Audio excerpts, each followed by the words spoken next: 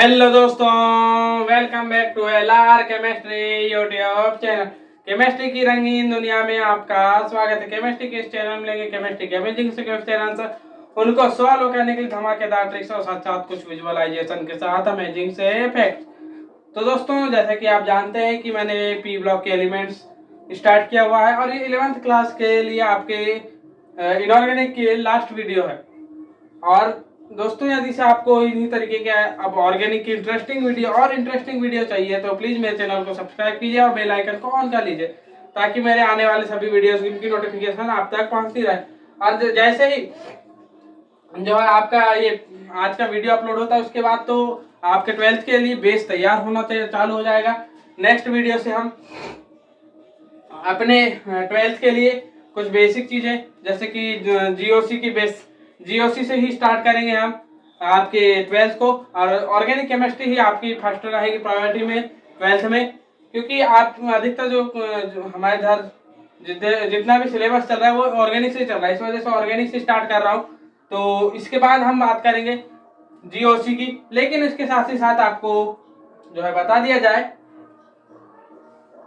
इसके अलावा तो ऐसे कुछ है नहीं, लेकिन आपको बता दिया जाए कि आपके दिमाग में एक और बात आ रही होगी कि जो इतना हवा बनाया जाता है कि जो है केमिस्ट्री में पूरे एक्सेप्शन एक्सेप्शन एक्सेप्शन, अभी तक आपने इतनी केमिस्ट्री पढ़ ली और खासकर से इनऑर्गेनिक केमिस्ट्री में एक्सेप्शन की बात बड़े ही तवज्जो के साथ की जाती है। तो अभी तक हमने एक्सेप्शन की बात क्यों नहीं की, तो आपको बता दिया जाए कि आपकी ये 11th है, मतलब सबसे पहली क्लास है आपकी किसी भी तरीके से केमिस्ट्री पढ़ने के लिए, तो केमिस्ट्री को जानने के लिए। तो केमिस्ट्री जो है आपको पहली क्लास में कैसे आप एक्सेप्शन से पहला पड़ गया तो आप खुद सोचिए आपका तो दिमाग ऐसे खराब हो जाएगा कि कैसे इसको कैसे कैसे हैंडल करें। इस वजह से जो है बेस टाइम पे आपको कोई एक्सेप्शन नहीं दिया गया है।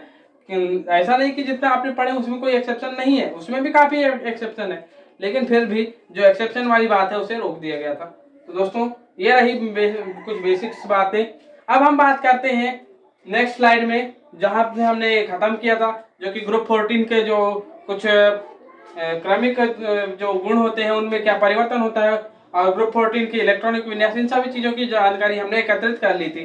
अब हम बात करेंगे ग्रुप 14 का जो फर्स्ट एलिमेंट होता है कार्बन। तो कार्बन के असंगत व्यवहार यानी कि कहना चाहिए इम्प्रॉपर प्रॉपर्टीज, मतलब कहना चाहिए एनामोलस प्रॉपर्टीज, इनके बारे में जानकारी हम लेंगे। तो नेक्स्ट स्लाइड में हम मिलते हैं एनामोलस प्रॉपर्टीज के साथ।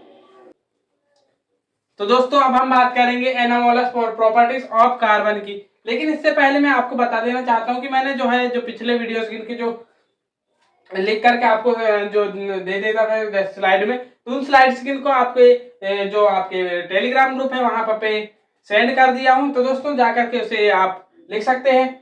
अब दोस्तों, अब हम बात करते हैं कुछ जैसे कि इनकी आयनिक त्रिज्या, आयतन, द्रव्यमान, ये जो बेसिक प्रॉपर्टीज हैं वो तो ऊपर से नीचे जाने पर पे बढ़ती हैं, कैसे क्या होती हैं, आयरन एंथैल्पी, ये सारी चीजें आप तो पिछले ग्रुपों में आपने पढ़ ही लिया होगा। लेकिन कुछ स्पेशल जो चीजें हैं जैसे कि कार्बन जो है एकल बंध में कैसे बंध बनाता है, जैसे कि आप देखेंगे मिथेन हो गया, तो मिथेन में CH4 है, इसका फार्मूला होता है।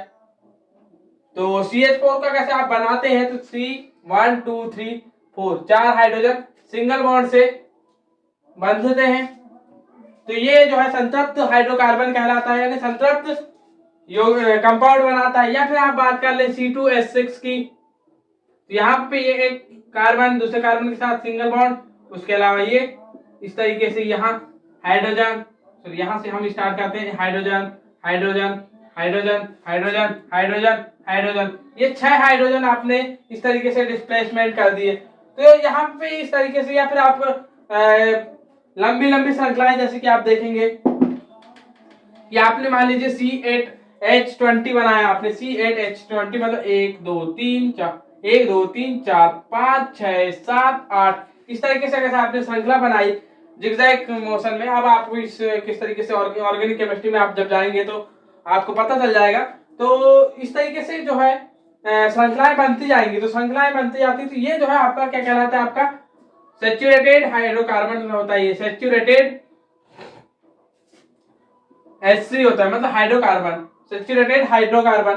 तो जैसे ये क्यों ये सैचुरेटेड क्यों है, क्योंकि ये सिंगल बॉन्ड बना रहा है, तो ये बात यहाँ पर हम बता रहे हैं। उसके अलावा जो दूसरी बात है कि अपने समूह में सर्वाधिक सर्वाधिक ऋण विद्युतीय होता है। मान लीजिए कि यदि से अपने समूह में ये ऊपर से नीचे, आपको नॉर्मल वैसे भी पता ही है, ये चीज भी नॉर्मल ही होती है आपके जितने भी आपके, चाहे आप ग्रुप 1 से लेकर के आप ग्रुप 18 तक किसी भी ग्रुप में जाएंगे आप, तो आपको ऊपर से नीचे जाने पर ऋण विद्युता का मान घटता हुआ प्रतीत होता है। जैसे कि आपने मान लीजिए आप हेलियम की रब से फरियाद में पहुंच जाए, मतलब फर्स्ट ग्रुप में हीलियम, लिथियम, सोडियम, इस तरीके से नीचे जाते हैं फ्रांसियम तक, तो आपको जो है विद्युत ऋणात्मकता का मान घटता हुआ प्रतीत होगा। वैसे ही यहाँ पर भी होता है, कहे सीता जी सुनो प्रभु, यहाँ पर पे आप देखेंगे तो आपका जो ये कार्बन है, कार्बन की विद्युत ऋणात्मकता आपको ऑलमोस्ट 2.5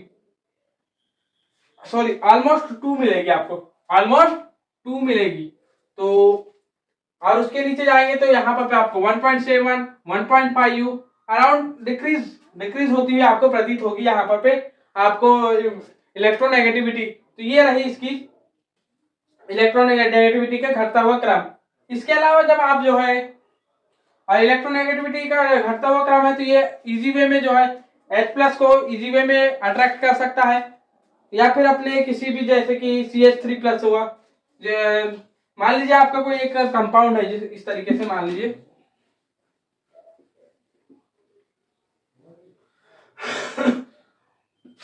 ये मान लीजिए आपका ये, आपने यहाँ पर इस तरीके से ये 3 बॉन्ड से कहीं पर पे ट्रिपल बॉन्ड, सॉरी इस तरीके से हमने इसे किसी एक ही से ट्रिपल बॉन्ड से हमने इसे कनेक्ट कर लिया है। अब यहाँ पर ये और साथ में एक ये यहाँ पर चार्ज है, अब वहां पर आपको पता करना है कि कौन सा चार्ज है। तो यहाँ पर मान लीजिए आपको COO- और एक दिया हुआ CH3+, तो इस स्थिति में किसे अपने तरफ ज्यादा अच्छे से अट्रैक्ट करने की कोशिश करेगा। तो अभी आपने देखा तो यहाँ पर ऋण विद्युती ज्यादा होता है, तो ऋण विद्युती तो ऋणात्मक चार्ज ज्यादा होगा, तो ये ज्यादा बेस्ट तरीके से जो है CH3+ को अट्रैक्ट करने की कोशिश करेगा। तो कुछ इस तरीके से CH3 इस तरीके से बॉन्ड बन जाएगा। ये जो है अनसैचुरेटेड हाइड्रोकार्बन है, ये अनसैचुरेटेड, इसके बारे में भी हम ऑर्गेनिक केमिस्ट्री में और पढ़ेंगे। इसके अलावा अब आपके दिमाग में आ रहा होगा कि सर हम तो आप तो ऑर्गेनिक केमिस्ट्री पढ़ाएंगे, वो ऑर्गेनिक केमिस्ट्री कार्बन के लिए अलग से होती है, अलग से होती है। अब ये उन चीजों में क्या डिफरेंस है, ये सारी चीजें मैं अभी थोड़ी देर में आपको क्लियर करूंगा, लेकिन अभी रुकिए तो सही, अभी थोड़ा बहुत आप इसके बारे में जानकारी ले तो ले। इसके अलावा जैसे आपने मान लीजिए सिलिकॉन, ज्यादा नहीं ऊपर नीचे ना जाते हुए कार्बन इस तरीके से ये ट्रिपल बॉन्ड में बॉन्डेड है, और यहाँ पर सिलिकॉन भी ट्रिपल बॉन्ड में बॉन्डेड है मान लीजिए, और यहाँ पर ये यहाँ आपका CH3+ नहीं, यहाँ पर आपने Na+ लिया, सोडियम Na+ लिया, तो Na+ किसमें ज्यादा अट्रैक्ट होने की कोशिश करेगा, Si- में या फिर C- में। तो आपको बता दिया जाए कि यहाँ पर ज्यादा ऋण विद्युतीय आपका कार्बन होता है, इस वजह से यहाँ सोडियम कार्बन से अट्रैक्ट होने की अटैच होने की कोशिश करेगा, और इसी वजह से यहाँ पे आपका जो है आपका कहना चाहिए ट्रिपल बॉन्ड Na, ये आपका ज्यादा बेस्ट यानी ज्यादा स्ट्रॉन्ग कंपाउंड होगा, ज्यादा स्ट्रॉन्ग कंपाउंड होगा as compared to triple bond Si Na। तो यहाँ पे ये ज्यादा आपका क्या हो जाएगा, स्ट्रॉन्ग कंपाउंड हो जाएगा। इसके अलावा जो अब आगे से बातें करते हैं हम नेक्स्ट पॉइंट है आपका कि संकलन की क्षमता। आपने अभी अभी देखा जो सैचुरेटेड हाइड्रोकार्बन में, अब संकलन की क्षमता देखिए, जैसे कि मान लीजिए आप हाइड्रोजन लेते हैं, तो हाइड्रोजन में केवल एक ही इलेक्ट्रॉन होता है, और ये सॉरी हाइड्रोजन में एक ही इलेक्ट्रॉन होगा, और जो है ये एक ही इलेक्ट्रॉन का आदान प्रदान कर सकता है। जब एक ही इलेक्ट्रॉन का आदान प्रदान कर सकता है तो ये केवल एक ही तरफ से बंध बनाएगा, और इस तरीके से ये दो हाइड्रोजन इस तरीके से बंध बना लेंगे। या फिर आपने क्लोरीन को लिया, तो यहाँ पर ये एक ही इलेक्ट्रॉन का आदान प्रदान करना चाहेगा, होते तो साथ है लेकिन ये एक ही इलेक्ट्रॉन का आदान प्रदान करना चाहेगा कुछ इस तरीके से, और दूसरा क्लोरीन इस तरीके से। और ये आपस में इस तरीके से बॉन्ड बना लेंगे और Cl2 गैस बन जाएगी। या फिर इसी कार्बन सॉरी क्लोरीन को अगर आपने हाइड्रोजन से भी जोड़ने की कोशिश की है तो यहाँ पर भी ये भी सिंगल ही बॉन्ड बनाएंगे इस तरीके से। या फिर आप अगर से दूसरी तरफ जाएंगे आपको देखने को मिलेगा जैसे कि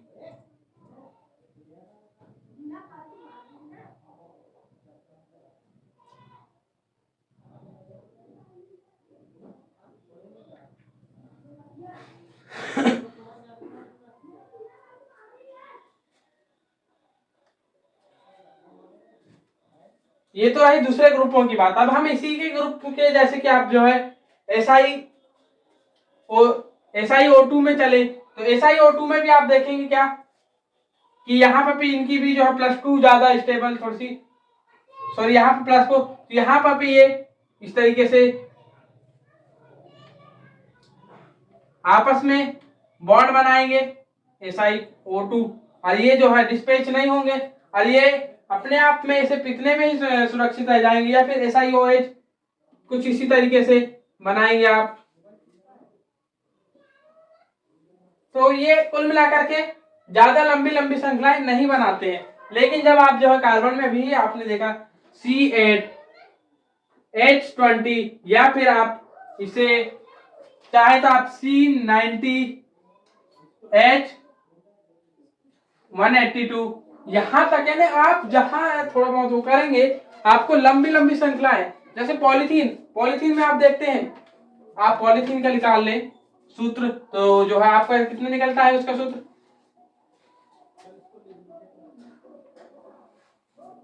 इस तरीके से आप जो है यहां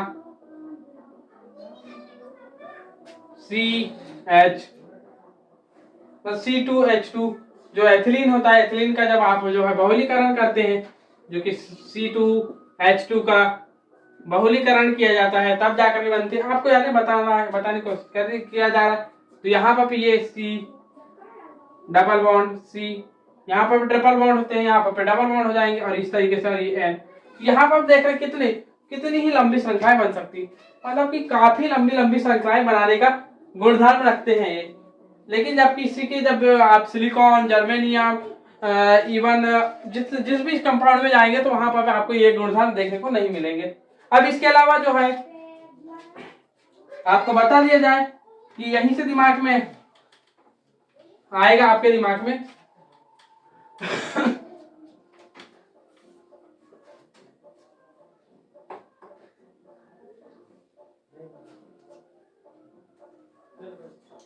इसके बाद जो है यहाँ पर आप अगला जो पॉइंट पढ़ रहे हैं ये है कम अक्रिय युग्म प्रभाव। आपने नॉर्मली देखा है फिर यहाँ पर बता दिया जाए कि यहाँ पर अक्रिय युग्म प्रभाव जो है ना यानी इलेक्ट्रॉन को नाभिक द्वारा आकर्षित करने की क्षमता वो कहलाती है। आकर्षित करने की क्षमता ये जो है आपका एक स्वाभाविक सा गुणधर्म होता है। तो अक्रिय युग्म प्रभाव मतलब कि जब मैंने बताया हुआ समझाया हुआ है आपको कि जो नाभिक के द्वारा किसी भी इलेक्ट्रॉन को आकर्षित करने की क्षमता जो है आपका एक आकर्षण क्षमता कहलाती है। और उस आकर्षण क्षमता में जैसे जैसे आप जो है ना दूरी बढ़ते जाती है तो वहां पर पे जो है एक ऐसा आभासीय युग्म प्रभाव पड़ जाता है जिसके कारण जो है वो जो इलेक्ट्रॉन है वो उतने आसानी से आकर्षित नहीं हो पाते हैं और इसी प्रभाव को हम कहते हैं अक्रिय युग्म प्रभाव। समझाया हुआ है। मान लीजिए और उसी प्रभाव की वजह से जो पहली कक्षा वाले इलेक्ट्रॉन है वो ज्यादा अच्छे से आकर्षित होते हैं जबकि उसकी बाह्य कक्षा वाले जो है उतने अच्छे से आकर्षित नहीं होते हैं और यही चीजें आगे चल करके बढ़ने लग जाती है और जो है इलेक्ट्रॉन निकालना आसान हो जाता है। इसी वजह से जो है इलेक्ट्रॉन निकालना आसान हो जाता है और कम अक्रिय युग्म प्रभाव होगा तो वहां पर पे विद्युत धनात्मकता बढ़ेगी या फिर आयनन क्षमता घटेगी। बहुत सी चीजें यहाँ पर प्रभावित होती हैं तो ये बात है यानी कि यहाँ पर आपको जो धनावेश है या फिर धनात्मक धनायन बनाने की क्षमता है ये सभी चीजें बढ़ने के पीछे का कारण है कम अक्रिय युग्म प्रभाव। या फिर आप कहते हैं आपकी इसके अलावा भी कुछ चीजें होती हैं जैसे कि आयनन एंथैल्पी हो गई या फिर आयनन क्षमता हो गई ये सारी चीजें। तो इन सभी चीजों के पीछे का कारण जो है अक्रिय युग्म प्रभाव होता है। अब ये सभी चीजें मैंने आपको बताया हुआ है। यदि से आपको समझ में नहीं आता है तो प्लीज पिछले वीडियो में देख लें, और नहीं फिर भी आपके दिमाग में बैठ रहा है, नहीं बैठेगा तो भी फिर दोबारा समझ लीजिए क्या बात है। देखिए क्या होता है कि मान लीजिए आपका ये नाभिक है, ये नाभिक है, नाभिक का पहली कक्षा में इस तरीके से यहाँ इलेक्ट्रॉन है, तो इलेक्ट्रॉन है तो यहाँ पे ये ज्यादा आसानी से आकर्षित होगा। अब अगर से मान लीजिए आप दूसरी कक्षा, अब थोड़ी सी ये दूरी जो कि नॉर्मल दूरी आपकी जो पहली कक्षा और दूसरी कक्षा के बीच दूरी है उससे थोड़ी सी और ज्यादा दूरी, मतलब यहाँ से इतनी दूरी और इतनी ही दूरी होनी चाहिए, लेकिन इससे थोड़ी ज्यादा दूरी आपकी बनती है पहली से दूसरी के बीच में, और यानी नाभिक और दूसरी कक्षा के बीच में। तो यहाँ ये इलेक्ट्रॉन है। अभी यहाँ पे जो नाभिक है, नाभिक जो है इस इलेक्ट्रॉन की वजह से तो पहले से ही क्या कहना चाहिए आकर्षित इस इलेक्ट्रॉन को कर रहा था, लेकिन जो ये नाभिक है अब बाहर वाले को भी आकर्षित करने की कोशिश करेगा, लेकिन पहले से ही तो कुछ इलेक्ट्रॉन यहाँ पर पे हैं, तो वो इलेक्ट्रॉन इन इलेक्ट्रॉनों को प्रतिकर्षित करेंगे। पहली बात ये आकर्षित करने की कोशिश करेगा नाभिक, और जबकि दूसरी तरफ से ये पास में जाए, थोड़े और पास में आने की कोशिश करेंगे, तो ये इलेक्ट्रॉन जो है ये प्रतिकर्षित करने की कोशिश करेंगे। तो ये प्रतिकर्षण प्रभाव की वजह से ही एक युग्म प्रभाव पड़ जाता है, जिस वजह से जो है ये ज्यादा पास में नहीं आ पाते हैं आपके क्या कहना चाहिए आपके इलेक्ट्रॉन, या फिर इलेक्ट्रॉन की कक्षाएं और पास में संकुचित नहीं हो पाती हैं, और ये संकुचित ना होने की वजह से एक जो है युग्म प्रभाव या फिर एक प्रतिकर्षण बल उत्पन्न हो जाता है, जिस इस प्रतिकर्षण बल को ही हम कहते हैं अक्रिय युग्म प्रभाव। और ये अक्रिय युग्म प्रभाव वाला क्वेश्चन जो है आपके 12th के लिए वेरी वेरी वेरी इंपॉर्टेंट है, और शायद मुझे ध्यान नहीं आ रहा है लेकिन फिर भी मुझे लग रहा है कि कहीं ना कहीं 11th में भी पूछा जाने वाला ये इंपॉर्टेंट क्वेश्चन है, शायद ही आता है लेकिन फिर भी।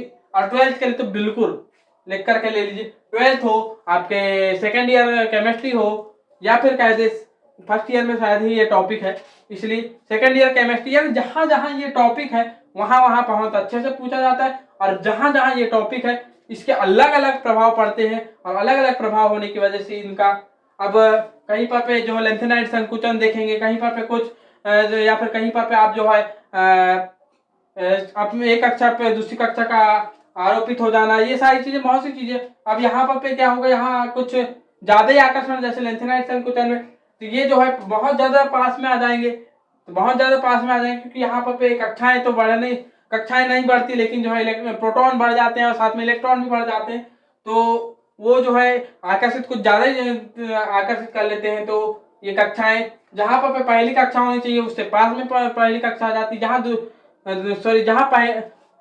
पहली कक्षा और पास में आ जाती है, दूसरी कक्षा जहां पहली कक्षा होनी चाहिए वहां दूसरी कक्षा आ जाती है, मतलब और पास में। मतलब मान लीजिए आपका परमाणु का आकार ऐसा ऐसा इतना बड़ा ऐसा होना चाहिए था, लेकिन जो आपके तीसरी कक्षा है पहली कक्षा यहाँ बहुत पास में आ जाएगी, और जहां पर दूसरी कक्षा पहली कक्षा थी वहां पर दूसरी कक्षा आ जाएगी, और जहां दूसरी कक्षा होनी चाहिए थी वहां तीसरी कक्षा, और जो है इस वजह से आकार का छोटा होना दिखाई देगा, और इसी स्थिति को हम कहते हैं संकुचन। और जो है बड़ी क्लास में जाएंगे तो इनको और दूसरा नाम है, दिमाग में अभी बहुत सारे नाम है वो दिमाग में नहीं आ रहे, तो ये है बात। इसके अलावा ये तो बात की है हमने अक्रिय युग्म प्रभाव। अक्रिय युग्म प्रभाव का बहुत ज्यादा प्रभाव होता है, किसी दिन आपको जो है इसके बारे में बिल्कुल डिटेल से स्टडी कराई जाएगी, इसी दिन का है के लिए। अब जो है अब हम इसी टॉपिक को खोल करके बैठेंगे तो आपका जो है मैं जो है आपको बिल्कुल जो है 12th में जो है आपके पास बिल्कुल टाइम होगा, और ये क्वेश्चन 12th का है, इस वजह से इसे 12th में बहुत अच्छे से समझाएंगे। तो अब इसके बाद हम बात करते हैं बहुबंध बनाने की क्षमता।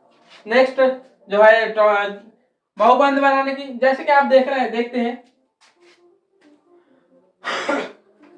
सिंगल बॉन्ड तो आपने देख लिया, मतलब कि सिंगल बॉन्ड जैसे CH4 में बनता है, या फिर आप कह दें जैसे NH3 में बनता है, या फिर आप कह दें H2 में बनता है, इस तरीके से कई जगह पर देखते हैं। लेकिन उसके अलावा आप देखते हैं ऑक्सीजन के मध्य बंध, या फिर आप देखते हैं नाइट्रोजन के मध्य बंध, नाइट्रोजन गैस बनती है, या फिर आप कह दें आपके HNO2 में HNO2 हो गया, यहाँ पर देखेंगे आप ऐसे इवन मल्टीपल चॉइस ऑप्शंस है आपके, जहां पर आपको ऐसे जैसे यहाँ पर आप ऑक्सीजन के बीच में देखेंगे तो ऑक्सीजन ऑक्सीजन के मध्य में ये डबल बॉन्ड हो गया, नाइट्रोजन नाइट्रोजन के मध्य में ट्रिपल बॉन्ड हो गया। अब इनकी जो है कौन ज्यादा मजबूत होता है कौन कम मजबूत होता है ये सारी चीजें तो आपको पता ही हो चुकी है। तो ये इस तरीके से, या फिर जैसे आपने HNO2 को देखा तो यहाँ NO2 नहीं है, HNO3 करिए, ये HNO3, तो यहाँ पे ये रहा आपका नाइट्रोजन, यहाँ पे ये ऑक्सीजन, यहाँ पे हाइड्रोक्सिल ग्रुप, और यहाँ पे जो एक इलेक्ट्रॉन युग्म होता है तो वो इलेक्ट्रॉन युग्म यहाँ पे ऑक्सीजन को दे दिया जाएगा। तो इस तरीके से, तो ये HNO3, यहाँ पे ये वाला बॉन्ड, यहाँ पे ये ट्रिपल बॉन्ड, यहाँ ये डबल बॉन्ड, यहाँ ये डबल बॉन्ड। इसी तरीके से आप देखेंगे तो यहाँ से यहाँ जो है सिर्फ यहाँ के, चूंकि सिर्फ और सिर्फ 3 संयोजी इलेक्ट्रॉन थे यहाँ पे 3 संयोजी इलेक्ट्रॉन है, या फिर यहाँ पे 2 ही संयोजी इलेक्ट्रॉन है, इस वजह से डबल बॉन्ड बन रहा है। यहाँ पे 3 है तो ट्रिपल बॉन्ड। और आपको पता है कि ट्रिपल बॉन्ड नॉर्मली नहीं बनते, आपको जब बड़ी क्लास में जाएंगे तो आपको 4 बंद भी देखने को मिलते हैं, जहां पे आपके डी इंटरेक्शन होता है वहां पे देखने को मिलता है, लेकिन जब नॉर्मली आप पढ़ेंगे तो वहां पे आपको नहीं देखने को मिलते हैं। तो आप इनके कई सारे उदाहरण जैसे एथिलीन, एसिटिलीन, इथाइल, ये सारी चीजें जब देखेंगे, मैं छोटे छोटे उदाहरण जैसे कि आप जो है मेथेन का देखेंगे तो मेथेन में, मीथेन में आपको CH4, तो C single single single single H H H H इस तरीके से। लेकिन जब आप, ये तो रहा मीथेन की बात, अब हम बात करते हैं एथिलीन की, एथिलीन की, इसी को हम नॉर्मली IUPAC की भाषा में कहेंगे एथीन। एथीन की बात करेंगे तो आपको देखने को मिलेगा C2H4, और इनमें जब आप देखेंगे तो C डबल बॉन्ड C, और यहाँ पर जो 4 हाइड्रोजन है कुछ इस तरीके से जुड़ जाएंगे, इस तरीके से। यहाँ पर ये बॉन्ड, या फिर आप जो है बात कर लें एथाइन की, इसी को कहते हैं आप एसिटिलीन। इसका सूत्र जो है आपको पता ही है, C2H2 होता है।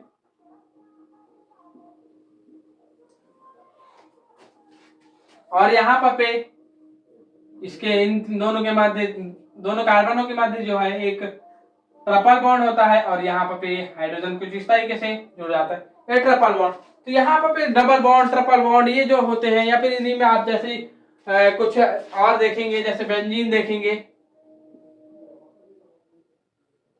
बेंजीन में मल्टीपल बॉन्ड्स है, आप यहाँ पर भी देखेंगे। या फिर आप जो है कुछ इस तरीके से आपने इस तरीके से एवं ही कोई एक कंपाउंड बना दिया इस तरीके से, अल्टरनेट डबल बॉन्ड, ये भी आपका जो है 135 1 2 3 4 5 6 7 135 हेप्ट ट्राइइन, हेप्ट 1 इसका जो IUPAC नोमेनक्लेचर जो बनेगा आपका वो कुछ इस तरीके से बनेगा, हेप्ट। अब इसे भी हम आगे चलकर सीखेंगे, 135 ट्राइइन,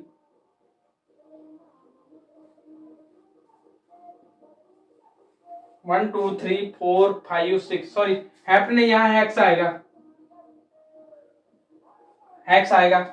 तो ये रहे, तो इस तरीके से जो है आपका IUPAC नोमेनक्लेचर तो बनाया हमने, लेकिन यहाँ पर आप देख रहे हैं, यहाँ पर ये 3, यहाँ पर ये मल्टीपल बॉन्ड्स दिख रहे हैं आपको। इसके अलावा आप देखेंगे तो इस तरीके से आपने बनाया, मान लीजिए। अब यहाँ पे किस तरीके से, अभी इसमें मैं बता देता हूँ कि किस तरीके से सैचुरेटेड, सॉरी यहाँ पे ये किस तरीके से आपके हाइड्रोजन का जो यहाँ पे किस तरीके से क्या होता है। तो यहाँ पे दोबारा से आपको अच्छे से ना समझ में आए तो यहाँ पे ये कार्बन 1 2 3 4 में ही ले लिए हमने, तो यहाँ पे ये डबल बॉन्ड, यहाँ पे हमने इसे ट्रिपल बॉन्ड में कन्वर्ट कर लिए। तो ये रहा, तो यहाँ पे इसकी संयोजकता होनी चाहिए कितनी, आपको तो कल ही बता दी इसकी संयोजकता होती मोस्टली ऑलमोस्ट यानी मोस्टली 4 होती संयोजकता। तो 4 यहाँ 1 2 तो बन चुके हैं बार, तो ये 4 कर लीजिए। हाइड्रोजन जो बच गए हैं तो उनको हाइड्रोजन से कर लीजिए। 1 2 3 हो चुके हैं, तो ये चौथा हाइड्रोजन। यहाँ पे 1 2 3 4 हो चुके हैं पहले से, यहाँ पे इसको हाइड्रोजन से कर लीजिए। तो इस तरीके से कुछ कंपाउंड इस तरीके से जो है तैयार होता है। और यहाँ पे आप देख सकते हैं ये डबल बॉन्ड, ये ट्रिपल बॉन्ड एक ही में, मतलब ऐसा नहीं आपको बाकियों में ये देखने को मिलेगा कि अगर से डबल बॉन्ड है तो ट्रिपल बॉन्ड नहीं, और ट्रिपल बॉन्ड है तो डबल बॉन्ड नहीं, लेकिन यहाँ पे सिंगल बॉन्ड भी उसी में, डबल बॉन्ड भी उसी में, ट्रिपल बॉन्ड भी उसी में देखने को मिल जाते हैं, क्योंकि इसकी संयोजकता ही कुछ इस तरीके की होती है। तो ये रही बात एक ही कंपाउंड में आपको अलग अलग तरीके के बॉन्ड देखने को मिल जाते हैं। और यहाँ पर पे ये तो रही बात इसकी। इसके अलावा अब हम बात करेंगे इसकी जो है अपर रूप, जो है बहुत ज्यादा इसके अपर रूप देखने को मिलते हैं। और जो है नेक्स्ट टॉपिक हमारा यही है कि इसके अपर रूप, तो हम अगले स्लाइड में हम बात कर लेते हैं इसके अपर रूपों की।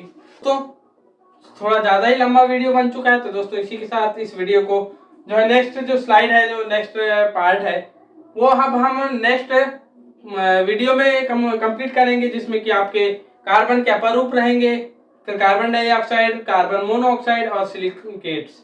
ये 3 टॉपिक आपके बच गए हैं, जिसमें कि जो है सबसे पहला रहेगा आपके क्या कहना चाहिए, आपके अपर रूप, कार्बन के अपर रूप, कार्बन के कंपाउंड और सिलिकॉन के कंपाउंड। ये 3 टॉपिक रहेंगे। तो दोस्तों इसी के साथ इस वीडियो को देखने के लिए धन्यवाद। और जो इस वीडियो जो चैप्टर है इसकी भी प्लेलिस्ट तैयार कर दी गई है, और इसके साथ साथ जो है आपके जो पिछले वीडियोस है जो इसी चैप्टर के, तो उनकी भी स्लाइड्स जो है आपको प्रोवाइड कर दी गई है। तो दोस्तों इसी के साथ इस वीडियो को देखने के लिए धन्यवाद। जय हिंद, जय श्री राम।